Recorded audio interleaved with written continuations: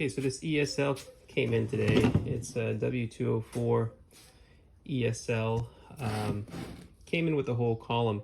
So it was in the lock position, and I could hear when I hooked it up to my setup, I could hear that there was a clicking noise from the motor, but it just wasn't strong enough to turn. So what I did was I whacked it with a hammer, a few good whacks, and it gave me one last turn. So I'm going to be able to just take this nut off and depress the screw and take it out very easily.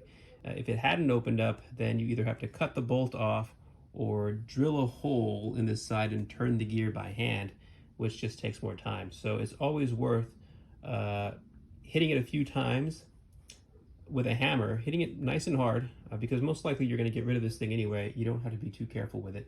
Hitting it pretty hard with a hammer and see if you get one last turn out of that motor. It just makes the job a lot easier. It actually means you don't have to remove the steering column. You could remove this.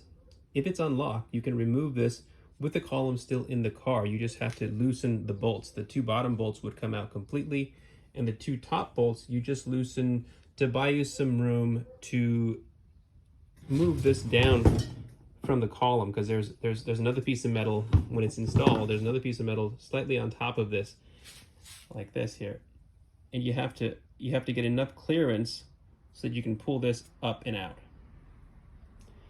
Okay, so I'm just loosened the nut. It's a 13 millimeter. There's a nut. Now since it's unlocked, I should be able to just depress the bolt all the way through with my finger. See, when it's unlocked, you can press the bolt in. When it's locked, you can't press the bolt in, and so you can't get it out easily because it's stuck, right? But since it's unlocked,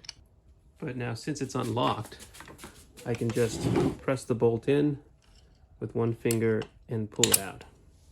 So much easier than having to drill it and turn the gear by hand, or even cutting off this bolt.